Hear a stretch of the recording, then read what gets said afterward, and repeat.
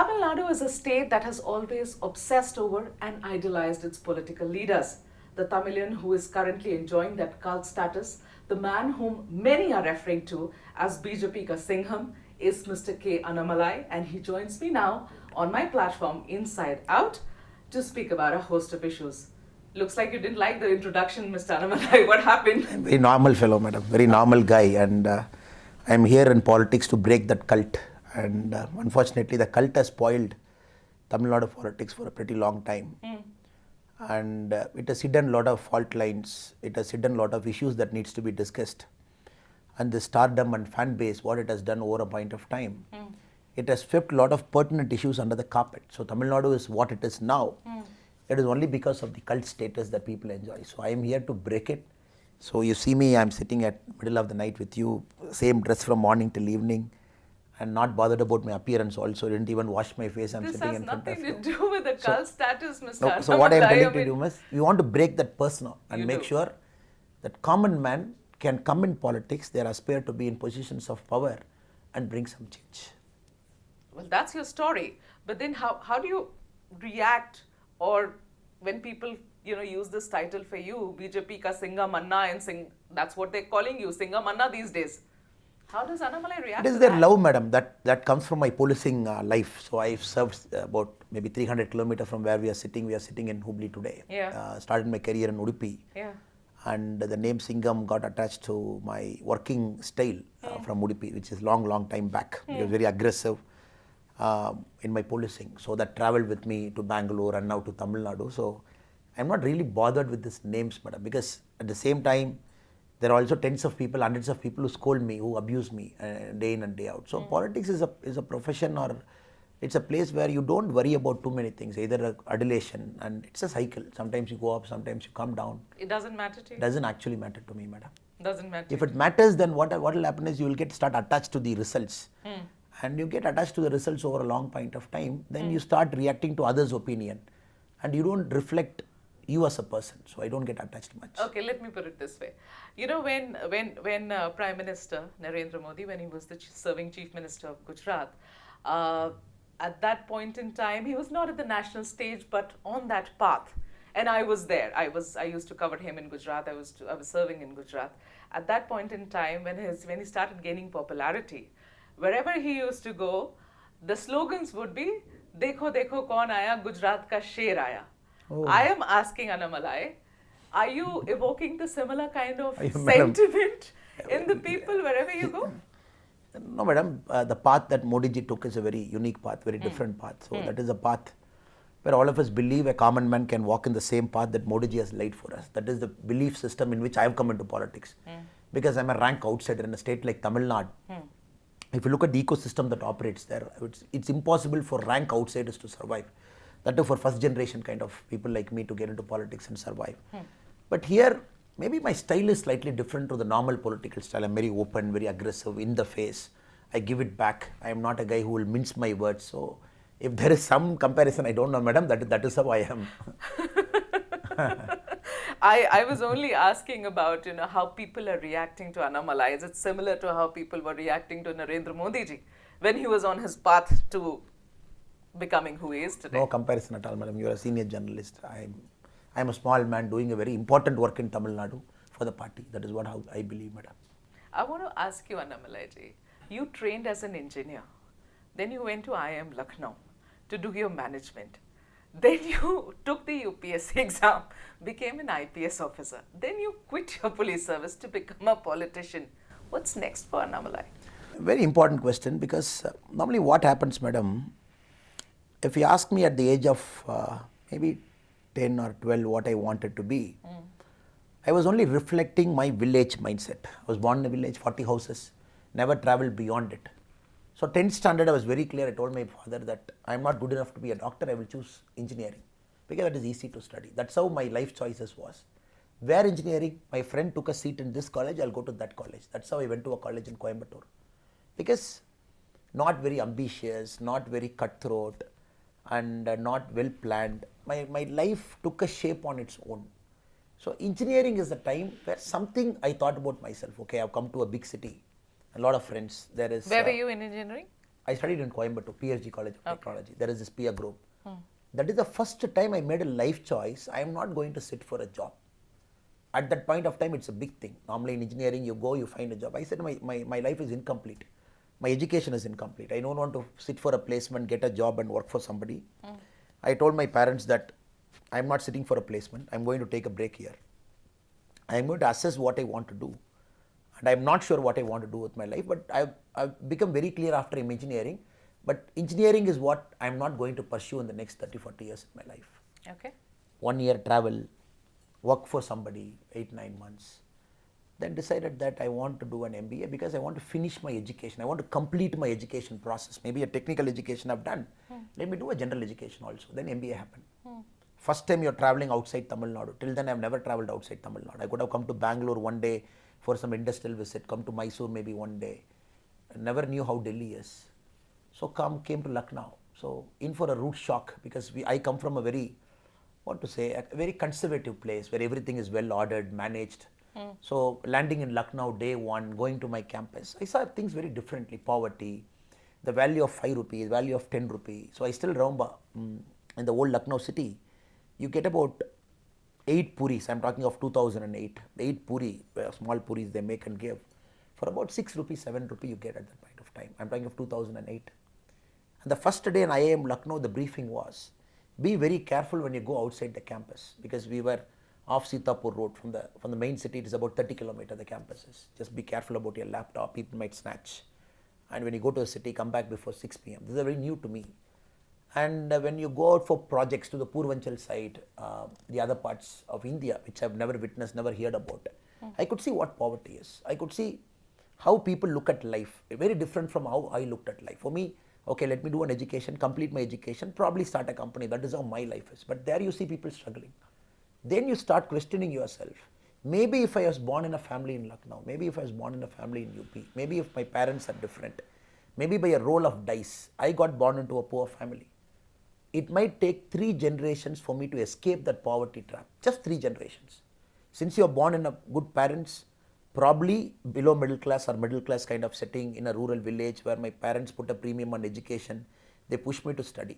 So level 1. Then I understood the concept of fate. So if I am not here, I am there, what would have happened to me? That is when the thought slowly develops at the age of 20 to 23. So look at public service as an option. Give others the opportunity that probably you did not have, or probably millions of people in India are not having the same opportunity which you had. So then civil service. So I would always say mind has to evolve. Nobody can say at 20 I made a life choice, I'm going to stick it till 60. It never happens. Never happens. You see more people, you interact, the world changes. India is changing. India was 2000 where India was, 2024 where India. Can anybody dream? I still remember P. Chidambaram ji in his last budget. What did he portray? He said 2044 will become world number 3 in terms of economy. We are doing it in 2028. So things are changing. So I would always say, maybe to reach politics, I took a longer path. Okay. I would say maybe that was the destination, but I took a longer path. I had to get into civil service, work for 9.5 years, then run a foundation. But nothing was planned, madam. If you ask me whether I wanted to be a politician, 100% no. No. Whether being a politician was in my thought, maybe 3 years back, 5 years back, 100% no. The day when I quit IPS, becoming politician was in my mind, 100% no. The day was very clear. I wanted to get back to my roots, start serving my people, not get into this fancy thing of climbing up the hierarchy. ASP was fantastic, SP was fantastic. Maybe Bangalore is okay because you're getting more into protocol. Yeah. I never enjoyed protocol-based jobs where you go to the airport, receive a VIP, take care of the security. I felt policing is not meant for it. Policing is meant to serve. Okay. Policing is not meant to serve the elite. That is when the decision was made that I have to get out. It's a time to get out. Okay. Maybe age is on my side. I can still get into grassroots work. And age is important because, madam, this is the time when you think bold and brave. So at 50 you quit and you become a status quoist. You are very incremental in thinking. At maybe 35, 36, 37, you come out. You are very bold in your life. So that's the time I came out. Politics happened. I'm very open. Every time I keep telling, if Narendra Modi ji is not there, probably I'm not in politics. And since he was there, and maybe 10 years of glimpse he gave from 2014 to 19, 5 years he gave a proper glimpse that this is possible, and it gave courage for a common man like me. Okay, it is possible. Maybe politics is not taboo for people like me. And politics is not meant only for dynasts, or politics is not meant only for the money-minded people. So that gave me a courage. Why Tamil Nadu, my home state? I have to go there. I have to do a lot of course correction that my state has undergone in the last 70 years. I believe what we do is a civilizational work. Results might not come immediately. I'm okay with it. We are okay with it because this is a state where you are undoing a lot of work that has happened over the last 70 years. That work is not in the right spirit and right form. And what we do is a civilizational duty, and we put a lot of hard work. And every election is a barometer, and every election we move the milepost one step before. And the day when Tamil Nadu gets corrected, a proper, what you say, a spiritual politics comes in, a politics where common man is given. Spiritual politics. What is spiritual politics? Okay, ma'am. Ours is a state where, if you look at politics, the religion is completely sucked out of politics. In the sense, if you look at the Dravidian model, it believes in no God model. You say Dravidian politics means there is no God. And that percolates down to every single sphere. So what happens over a point of time, the political leaders start abusing people's faith. And you cannot have a political system where you suck spirituality out of politics. I take spirituality out of you or out of me. I'm no more a human being. I'm just a body. And you got to have, you believe in what you believe. You believe in a process, you believe in a God, you go to a mosque, you go to a church, you go to a temple, that is your business, man. I don't care. But you have to believe in something.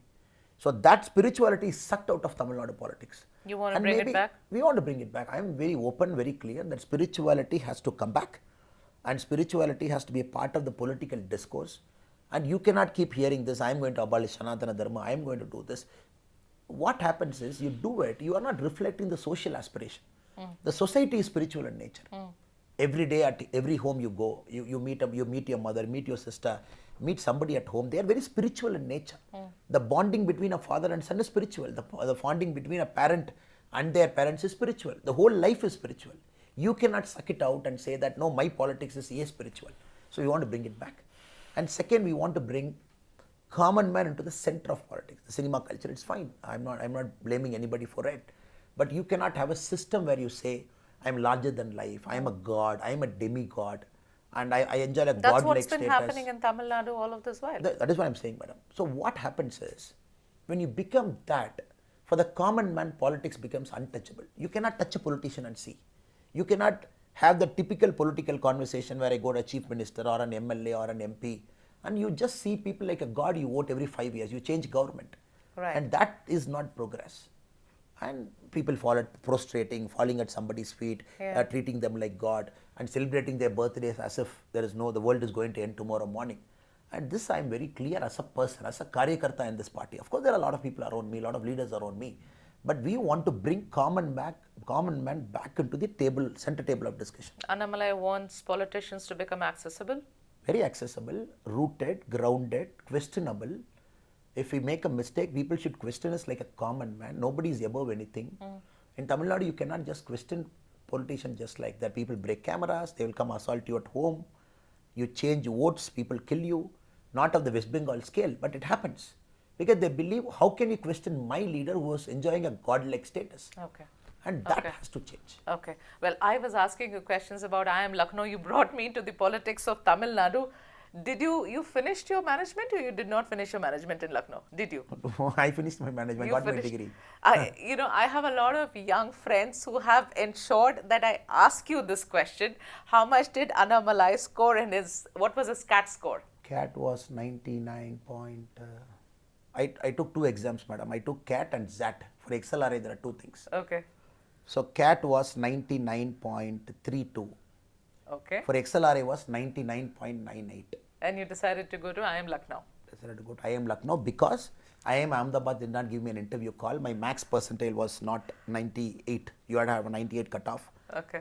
And I am Lucknow, Kozhikode, other places. But I was very clear I have to go to a place where I never studied. The culture should be new. The food should be new. People should be new. Where I should be out of my comfort zone. I didn't want to study in a South Indian place where I know how it is. So I wanted to go to out of my comfort zone kind of place. Okay. So Lucknow was a natural selection. And like from whatever you have told me till now, it seems that while you were there in Lucknow, you sort of decided that you wanted to take UPSC. Yes. Two important things that shaped my decision then, madam. One was the Mumbai attack, November 26, 2008, my first year of MBA. Okay. And that was very bad. It was very insulting for me as a person. And that was a push, maybe a small catalyst which was pushing me towards civil service system, change, being in position of power, bringing some change. That is one. Also, my internship happened. Normally in IIMs, you do one internship. I was one of the very few people, the first people, the earlier people in IIM to do one internship with a political party. Acha, where did you intern? I interned with Mr. Vijay. Okay. So Mr. Vijay was running a political party called DMDK in Tamil Nadu. Huh. So I interned with him for about 3 months. Okay. So my first brush of politics happened then. I experimented. Internship is purely a professional relationship with the firm. So I did it. And after that, I knew politics is not for me. And I cannot even aspire to get into politics. Okay. And again, what I am talking about cult and what I am talking about first generation, what I am talking about movie power, charisma.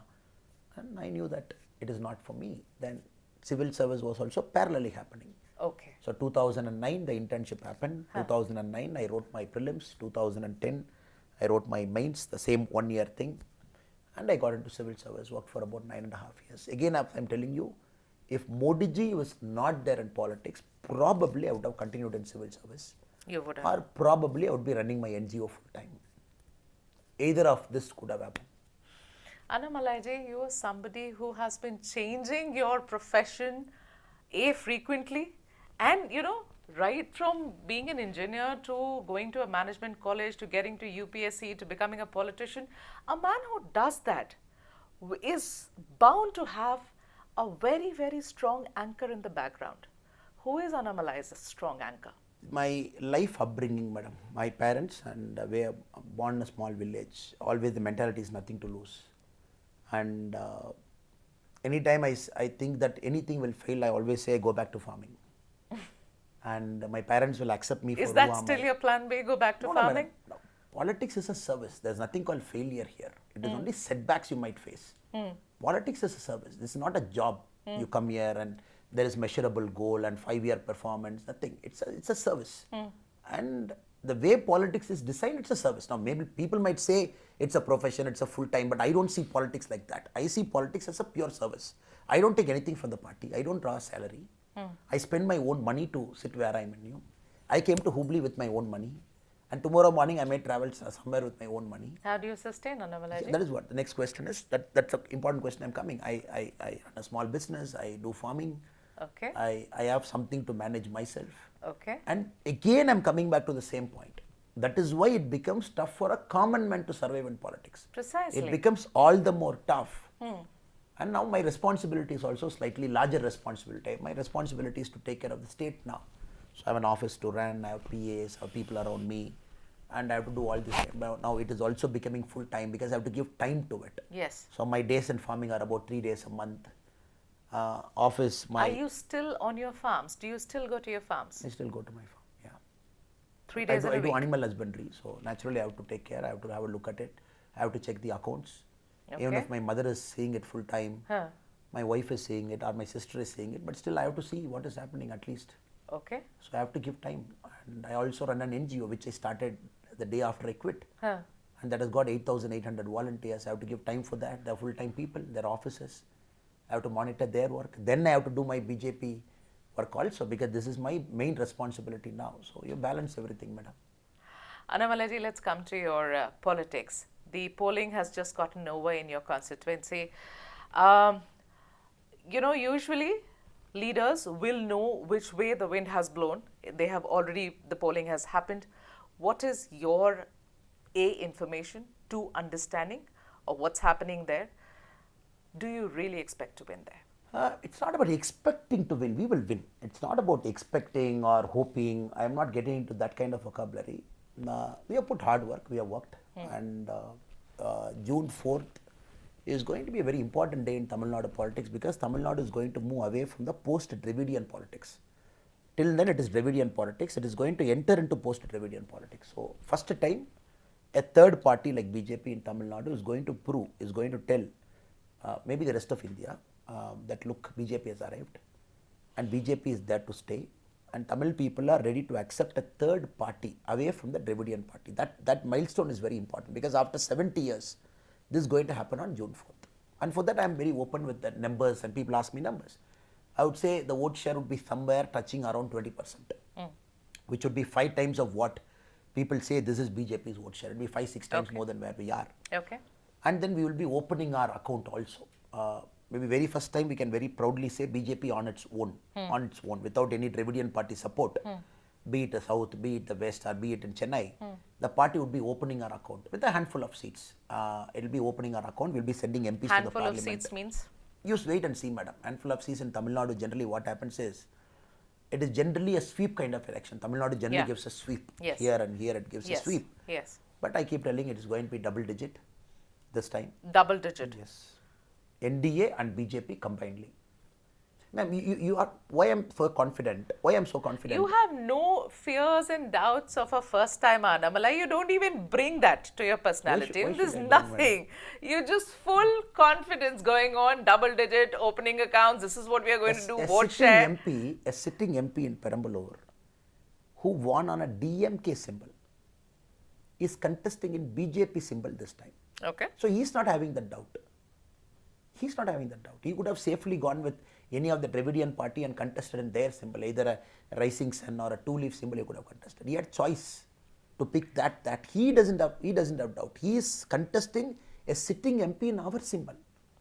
So because people are reading the ground, they know which way it is going. This is a era after Jayalalitha and after Karunanidhi ji. That new era has come, and Modi ji has made serious inroads into Tamil Nadu, very serious inroads. And I am saying you because I am going to get accountable on June 4th, and you will ask me, you will call me. What happened to your number? Are you reaching 20%? What happened to the seats? What happened to South and West? So I am extremely confident because we have finished a 8-month long yatra. We have travelled. We have covered a lot of kilometers. We have met lakhs of people.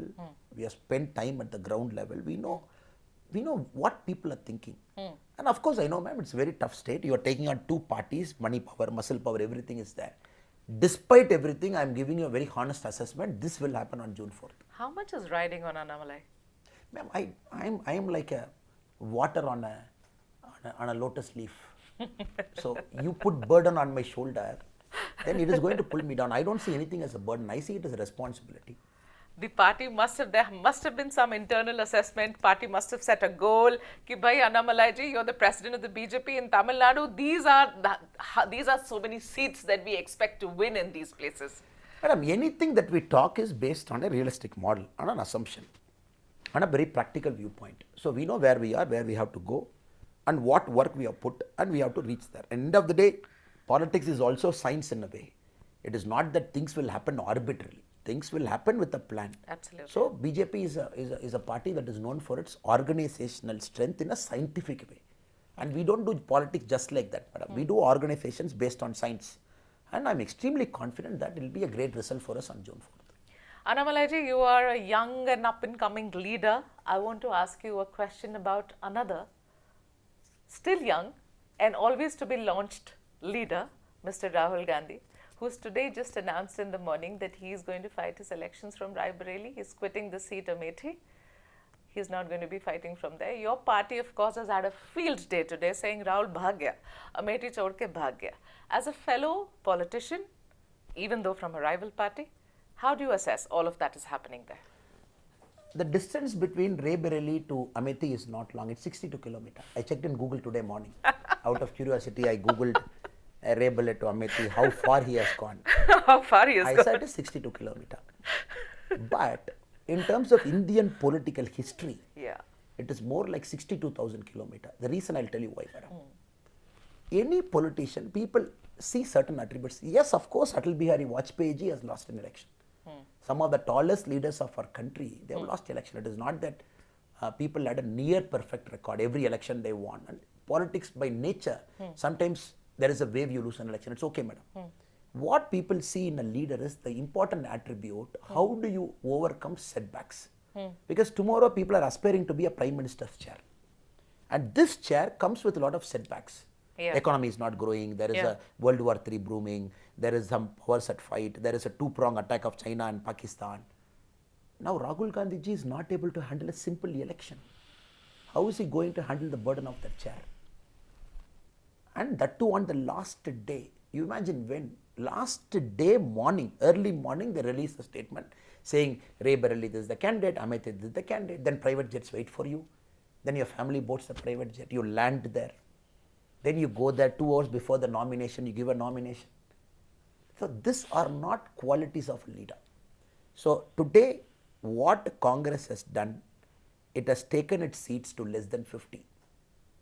Less than 50 is what Congress, you see phase 3, phase 4, phase 5, phase 6, phase 7. You just see this 5 phase. Congress has shown, oh, we are not a serious political party. We don't have a serious leader. If Rahul Gandhi ji is saying today, okay, let me go to Amity, let me fight it. Yeah. I lost there, I am going to take the bull by its horns, I am going to fight it. That I would give certain marks to say, exactly. that is a quality of a leader. Yes. Ray Bareli, what madam? 1952, Feroz Gandhi. Then Indira Gandhi madam, then Arun Nehru, then Sonia Gandhi madam. So maybe they lost once after the emergency election, they lost once. Gandhi lost once, they lost one more time. Continuous 1952, it's a so-called safe seat. Why not? When Rahul Gandhi ji was campaigning, I was in Wayanad. I was campaigning for our candidate Surendran ji. What did Rahul Gandhi ji say? Look, Wayanad is my family. I will never leave the family. Then we were telling, please commit.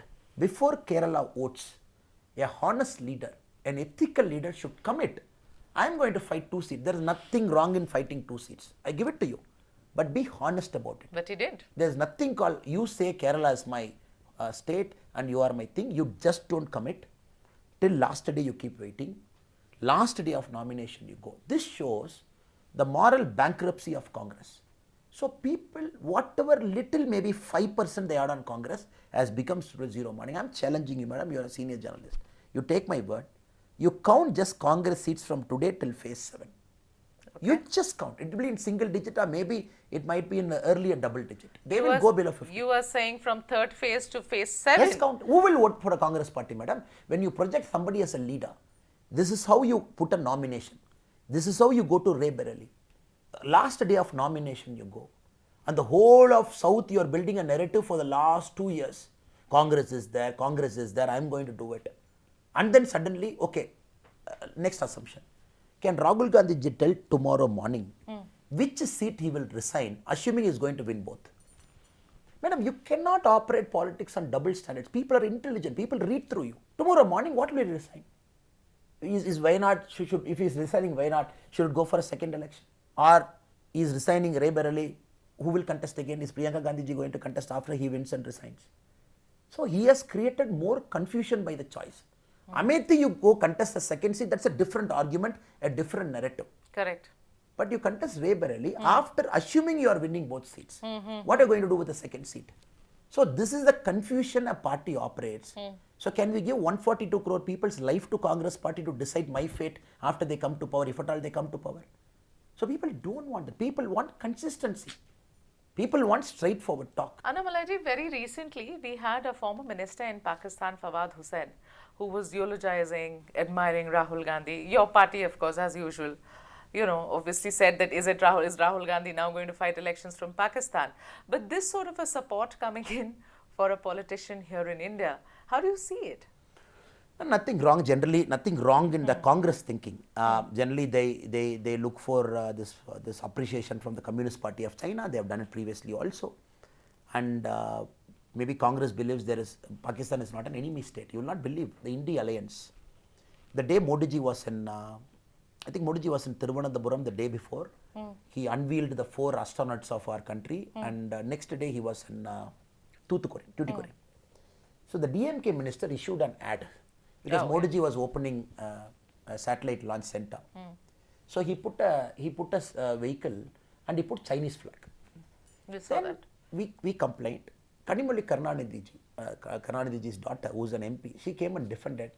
China is not an enemy state. What is wrong in putting a Chinese flag? For them, Pakistan is not an enemy state. China is not an enemy state. And anybody giving an appreciation from there, they think it is an added credit to them. So people of India are watching. This could be a small-time politician in Pakistan, a former minister giving it. But this reflects the establishment viewpoint. They know for sure, neither China nor Pakistan wants Modi ji in power. It's a given. Why would they want a strong prime minister sitting in India when there is a neighboring state? Yeah. So people of India are reading. I'm not going to elaborate much on this, but a voter is very, very conscious. We might say a voter is a poor voter is a rural voter is a not an intelligent voter in terms of degree, but a voter is a smart voter. So they are very clear, they read through all the signals. So whatever Pakistan, China and the ecosystem which is going to operate, including George Soros from different parts of the world, they say democracy is under threat, this have to come, whatever narrative they build, be it the global magazines, whatever articles, front page, the columns they keep writing. But the Indian voter is smart because he believes, who is going to put my national interest first? I am going to vote for them. Annamalai ji, you put out a statement recently. I was looking at your Instagram. You said the Congress is harboring terrorists. This was in reference to Prime Minister speaking about the blast in Rameshwaram Cafe in Bangalore. The Prime Minister said that the Congress did not take it seriously. First they said it was a cylinder blast, etc. And Prime Minister talked about Congress surrendering to anti-national elements. But you put out a statement that Congress is harboring terrorists. Not an extreme statement? You don't think so? I'm just wondering what exactly is that statement. You have the statement in hand, madam? I don't have it in hand, but I read it on your Instagram account, and you wrote that. Generally, what happens is, madam, Yeah. I don't think that is the statement I would have exactly put, but I would have said Congress is appeasing terrorism. That is the general comment I always put. And if you have my Instagram, maybe if you have it, I would like to have a look at it. But be it the ISIS cylinder module blast in Coimbatore or be it the Rameshwaram blast, it is a very clear-cut case. The Congress ecosystem and the India Alliance ecosystem, it appeases, it keeps appeasing terrorism. They don't come out and say, no, this terrorist case this is wrong, I'm going to give it to NIA. If you see 48 hours, they'll delete it. They say, no, it's cylinder blast. Don't vilify a particular community. We don't have evidence to say it's a terror blast. So 48 hours, they'll take this narrative. Coimbatore, an ISIS module is busted by NIA. 4 charge sheets done, 13 people arrested. Till now, the DMK and the Congress ecosystem of Tamil Nadu, it calls as a cylinder blast. Till now.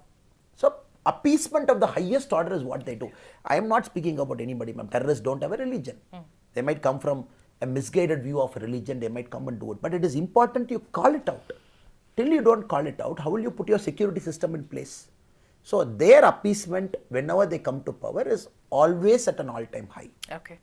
Annamalai, we are, sitting in North Karnataka. We are here in the state of Karnataka, and very recently, Karnataka was hit by this entire sleaze tape thing that has happened. Your a party that is in alliance with your party. Okay, a lot of criticism coming the way of the BJP. Also, the Prime Minister specifically to say, Rahul Gandhi has now been saying in his speeches that the Prime Minister was canvassing for a mass rapist, that the Prime Minister is responsible for Prajwal Ravana to be fleeing the country. He's not here anymore.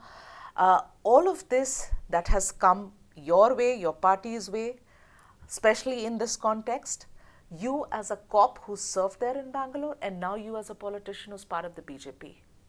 What's your response? One thing we have to understand, 2019, Congress was in alliance with JDS. The same Congress was in alliance with JDS. It is not right now. Yeah, it is a JDS. Now the Congress makes an allegation, this is happening for the last 5 years. I am just giving you a statement what Congress says. Now Congress is in power in Karnataka for 11 months. Congress is saying, oh, it is happening for a long time. Okay, it is happening for a long time. Who stopped you from registering a suo motu case? Why should you wait? Congress says, only we know this has happened previously also. 3 months people in Hassan are talking. Then why you did not register a case? Okay. I am not saying let us leave politics out. Let us treat a case as a case, offense as an offense. Somebody has made a grave mistake like this. They have to face the full wrath of law. No questions about it. I am only talking about Congress politicizing. Then Congress says, no, he went to Germany because your government allowed him to board a flight. Okay, fine. So from Hassan to Bangalore, he travelled in Karnataka road. What was your Karnataka state police checkpost doing? When you know this is happening, who stopped you from not registering a case on day of poll? Who stopped the Congress government from registering a case a day before poll? When you know even 2 days before we got a complaint this is happening. So what I'm calling out is, I'm only calling out Congress double standard. Okay. So let us leave the double standard out and see this case as a case. Okay. SIT is done. And there is an officer who's put. Yeah. And 2 victims have come and given complaint. Yeah. Now it is for Congress to show that SIT, our police is investigating. We will do it the right way, in Nothing a quick lies on way. the BJP? There's nothing on, madam, you have to understand, if BJP and JDS are same, we could have merged both the parties. We are different parties. Okay. We are an alliance. Doesn't mean Okay. that these parties are exactly similar in terms of everything. Okay. And here you cannot vouch for anybody, a karyakarta of a neighbor, a karyakarta of an alliance partner. This is a place where we are not giving certificates to all the leaders in terms of this guy is good, this guy is bad. Principles are aligning, as a party you are aligning. Take. And this is Okay. not a place where you certify every character in a party. That is why JDS has suspended the said person. Why did JDS suspend?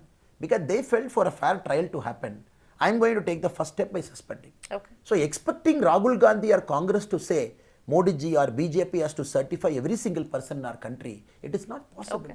Take care, Annamalai. That answer's well taken. Quickly now, moving on, and I'm going to wrap this up now. Just the other day, we had Asaduddin Owaisi make a statement about the Prime Minister, and he said, Prime Minister is the world's biggest actor. He went on to say other things, but he emphasized on this. Prime Minister is the world's biggest actor. Now, when people not only make statements of this nature, they also hurl abuses at the Prime Minister, and you are one of those people who's so vocal about the fact that Prime Minister is your ultimate icon. You say, मैं कुछ बर्दाश्त नहीं करूँगा. PM के बारे में कुछ बोला, so उसके बाद Annamalai will unleash. I'll give it back. If they abuse me, I don't give it back. If they abuse Prime Minister, I'll give it back. The reason is very simple. What happens, madam, in our country, anybody and everybody thinks they can abuse a Prime Minister and get away because the Prime Minister is in a forgiving mood, or Prime Minister is a statesman, he is not bothered. And for our PM Narendra Modi ji, we know the abuses are the urea for him. He keeps growing because we are seeing him for the last 20 years. But what happens? What happens? For a politician in Tamil Nadu, let us imagine I'll take a person like Udayanidhi Stalin. So he comes, he says, I am going to call Prime Minister as a 29 paisa Prime Minister. He made a statement. I asked him why. Because Prime Minister, for every 100 rupee I am giving, he is giving me only 29 rupee. I am going to call it 29 rupee. Or 100 paisa, he is giving 29 paisa. I said, first of all, the argument is wrong. I can prove for every 100 we are giving, he is going to give us 101 or 102 rupee back. Your calculation is faulty. You want to set a political narrative, you want to call 29 paisa. Then I went one step further. This is a very civilized way of conversation. Okay, it is wrong. Please don't call him 29 paisa. We are giving you more than 100 paisa. Let us. But these people don't keep quiet. Then I went one step further. I said, from tomorrow morning, if you are going to call him a 29 paisa Prime Minister, I am going to call you a drug Udayanidhi Stalin. Because under your government, the drug usage have gone up. Then they quietened up. Because sometimes you have to do it because people think they can get away with just like that speaking and going. What happens? A common man loses faith in the system. A common man loses faith in the system. This kind of audacity with which a politician can speak anything and get away, in our country like US, you can't put a libel suit or you can't put a criminal defamation. It takes ages. It takes ages in our country. And Prime Minister is least bothered with abuse. He is one Prime Minister in our country, almost exactly a statesman, is least bothered with what people talk about him in the opposition. He doesn't even give it back. He just forgives and move on. But we are not willing to forgive. Okay, you think Prime Minister doesn't give it back? Prime Minister gives it back in a very civilized and polite way. He is a statesman. He is a world leader. Let him give it civilized and polite way. But we are not here to give it the civilized and polite way. Okay, all right. Since we are talking about the Prime Minister, Annamalai ji, the reason, and I'm sure everybody's asked you this question, but let me ask it too. Recently, when Prime Minister was speaking to ANI, the only one person he actually does make a mention of is K. Annamalai. He talks about your background, he speaks about your IPS service, he says you are such a dedicated worker of the party and you're a young, bright leader, right, rising in the party. What goes through the heart and mind of Annamalai when he hears the Prime Minister speak about him at a national stage, nobody else but Annamalai? My mind is blank, madam. I have to keep my mind blank. I am not speaking like a yogi, I am not speaking like a pandit, I am just speaking straight from the heart. The reason I have to keep my mind blank, because it's a long journey and it's a long fighting journey and nothing in our state comes easy. And you will inevitably fall down, again you get up and then you walk. That's how politics generally is. And Prime Minister is extremely kind because he believes the kind of path he knows. When he praises me, it is not that he praises an individual. Prime Minister praises my karyakarta because I am the face of the karyakarta now. There are lakhs of people who are not sitting in front of you in the camera and who are working more harder than me, who are going to jail after DMK has come to power. 161 of my Karyakartas are arrested. Yeah. And in protest, 2-3 of our Karyakartas have died in different context. Now I have to understand, and these people probably they are not, the world doesn't even know they exist. Okay. And whenever Prime Minister praises an individual like me, I always believe it is them. I am just a collective face of them. Okay. Somebody is in a village, somebody is a first timer, somebody is more working more than me. I have cases, I can give you thousands of cases. That's One a of my very Karyakarta. modest answer, No, ma'am, it's a very Annamalai. straightforward answer. One of my Karyakarta doesn't have 2 legs. He's an E-road. He runs a petty shop. Every day he earns 300 rupee. 150 rupee he puts in a dabba. 150 rupee he takes home. With that 150 rupee is the contribution to the party. He is my booth adhyaksha, who is an E-road. And the world doesn't know him. I know him. So he is more important to the party than Annamalai. Annamalai has got a fancy degree. Annamalai has got all this. Annamalai speaks English, Tamil, and Annamalai can survive. But his commitment to the party is 100 times more than me. So every time Prime Minister pats me, next moment I transfer it to my Karyakarta. Every time Prime Minister has got nice things to say about me, I know that is meant for them. I am just a face. If I bask in that glory saying, oh, Prime Minister has spoken great about me, which means I am doing injustice to my role. When the AIA-DMK broke off this alliance with the BJP, an alliance which went on for years, started during J. Jayalalitha's time, and quoted you as a reason, the statement that you made as the reason, do you somewhere feel personally responsible for the split? Why should I feel responsible, madam? I believe when somebody wants to leave an alliance, they want to leave it for 2 reasons. One, they know you are growing, your party is growing. And classic case of Maharashtra, classic case of Bihar. If you look at different parts of India, a BJP has to eventually grow, and BJP has to eventually grow more than the alliance partner. That's the nature of politics. When a party, you are in alliance with some party, 2 parties, A and B. You are working very, very hard over 5 years, 10 years, 15 years. The alliance party has taken it for granted. Eventually, you will grow bigger than the alliance party. It's the rule of nature. An alliance party will naturally feel insecure at a point of time. It has happened in Maharashtra. Maharashtra, why Shiv Senaji went? Because they felt insecure. They felt BJP is growing. BJP is not growing at the cost of Shiv Sena. BJP is growing on its own because it is working double the hard than the alliance party. Bihar, why did Nitish Kumar ji went out and again rejoined back? First instance, what happened? Did we make a mistake? Did we make a mistake? No. Across India, our leaders know. They have seen politics from northeast to Kashmir to Maharashtra to Bihar to Tamil Nadu. So they know in Tamil Nadu when a party leaves the alliance, they know exactly what is happening in the ground. So you are saying that your statement on CN Annadurai had nothing to do with the split? I still stick to that statement. I am not taking back the statement. I am never telling my statement, I am not that kind of politician, madam. I stick to what I say. Have you seen any place I have retracted what I spoke? I am not that kind of political fiber. I don't want to be a wholesale of politics to say, I am sorry, it got misquoted, and I didn't mean it, I meant this. I meant every single word of what I said. But you are saying that your statement, you are now suggesting and telling me that because you are a party that is growing, that made AIADMK insecure, and that is why they split. It had nothing to do with the statement you made. If you think because of statement alliance is broken, tomorrow morning, that's what they said. Tomorrow morning I say, oh, ADMK is the greatest party in the world. It's a brilliant party. It's a nice statement. Will they come and join back? Your logic of saying, because you made this statement, they went out. Tomorrow morning, I am not making that. No, ma'am. Your logic. They said it. I'm sorry. They said yes, it. Yes, madam. Huh. Tomorrow morning, I'll say nice things about them. Will they join back by 6 p.m.? We have to understand statements will never break or make an alliance, madam. It is they took a calculated call. So, okay, after breaking our alliance, what did ADMK do? They went and aligned with the SDPI. What is SDPI? It's an arm of PFI. Yeah. And the SDPI state president was raided by the NIA some time back. So, the chickens are coming home to roost. Okay. They know what exactly you mean. And people read through it. That is why I'm challenging, madam, June 4th is going to be a post-Dravidian political era because BJP has created that space and opportunity, it will happen. If it's going to be a post-Dravidian colonial era, are you the man who is going to turn the fortunes of the BJP around, Mr. Annamalai? I am a small Karyakarta, madam. For me, Deepak and E-Road, who saves 150 rupees in the dabba, I work for people like them. I work for people like Modi ji. I know in this long journey of mine, the next guy will come, probably they'll do 10 times better than me in front of me. Then I have to gracefully exit and give them that chair and work as a karyakarta under them. That's how this party functions. I am not invincible.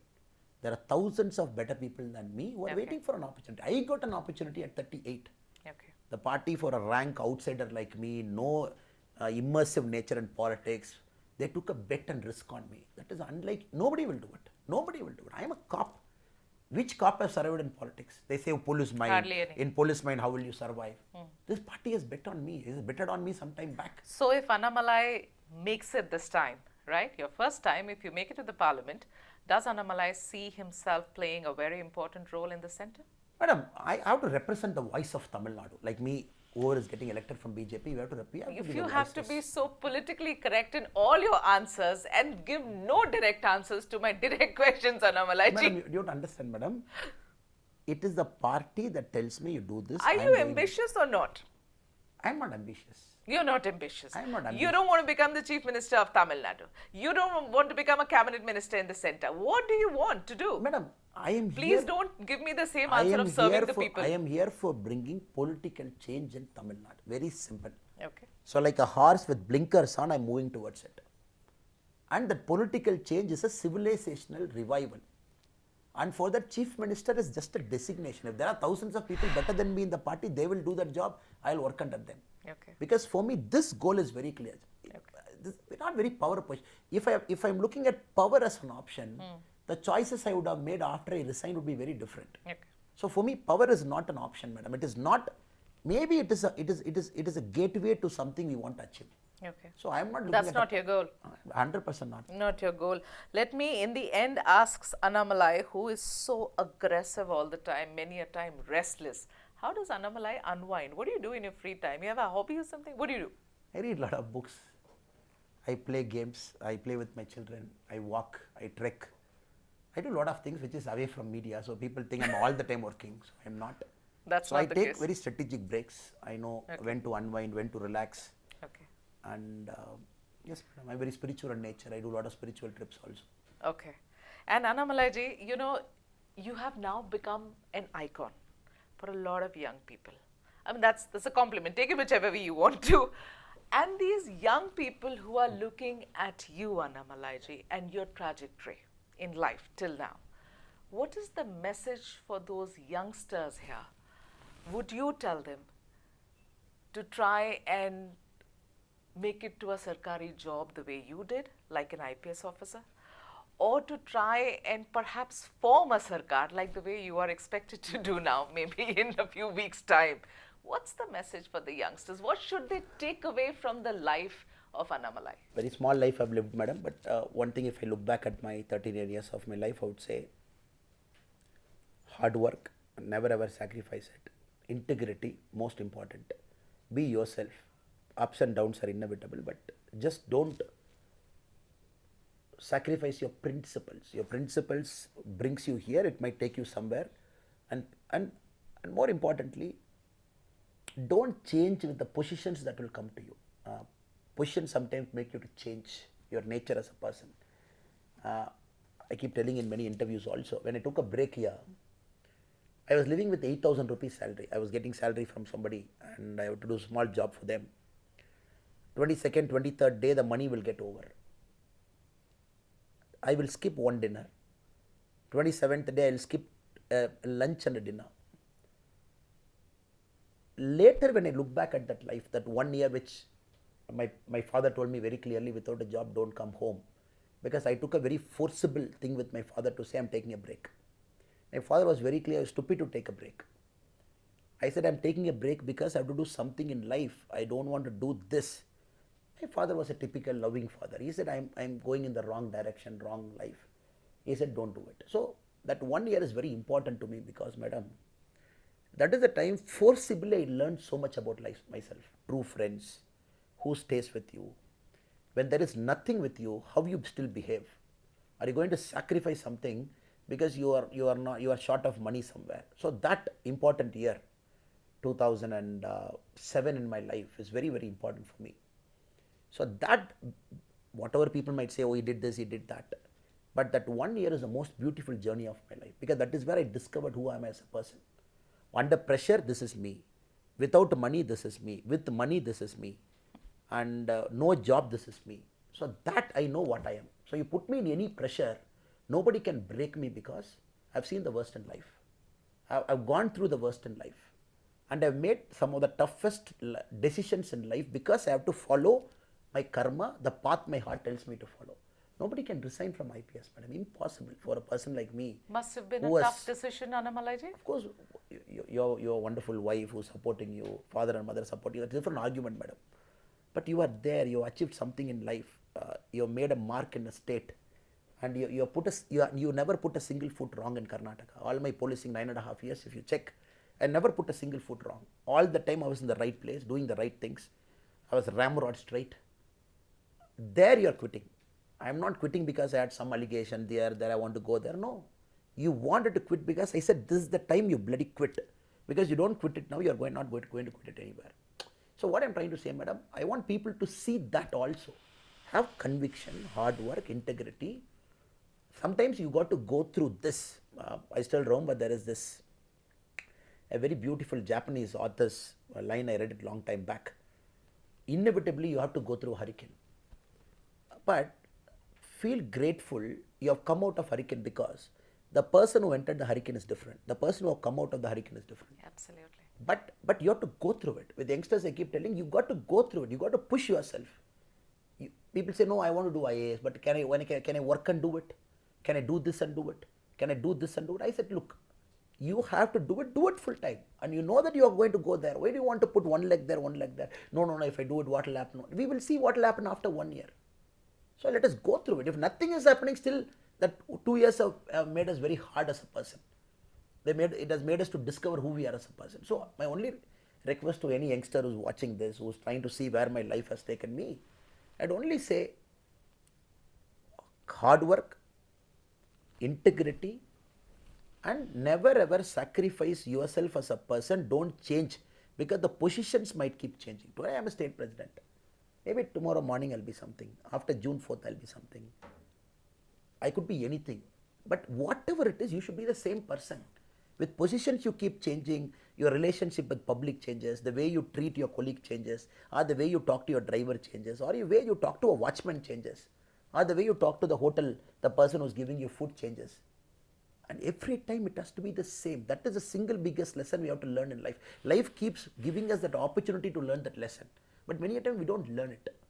Then what is the point of becoming an IAS officer? My question number 2 is, you want to become an IAS officer, fine. But you become an IAS officer, you change yourself as a person. There's no point in becoming an IAS officer. So this I would request all youngsters to stick to it, go through this tough path, because there is joy in it. When we are original, when we are not mincing words, when we are true to everybody, then there is a joy in that originality because you are not faking. Okay. People can say, oh, this is Annamalai. Okay, right or wrong, 1, 2, 3 good things about him, 2, 3, 4 bad things about him. I want people to know exactly when they talk to me who I am as a person. Okay. And people should not get, oh, he will change stance. And you asked about Annaduraiji, oh, he might, after 6 months, he might say this, or after 1 year. No, I don't want to be like that. I take responsibility to what I speak. I take responsibility for my words. And before I speak, I take time to calibrate the repercussions of my words. I speak that. Okay. Then I have to stick to it. There's no point changing. So in one line, the message of Mr. Annamalai to the youngsters is be true to yourself. Absolutely, madam. Pleasure talking to you, Mr. pleasure. Annamalai. My pleasure. Thank you for your time. Thank you. Thank you. Thank you.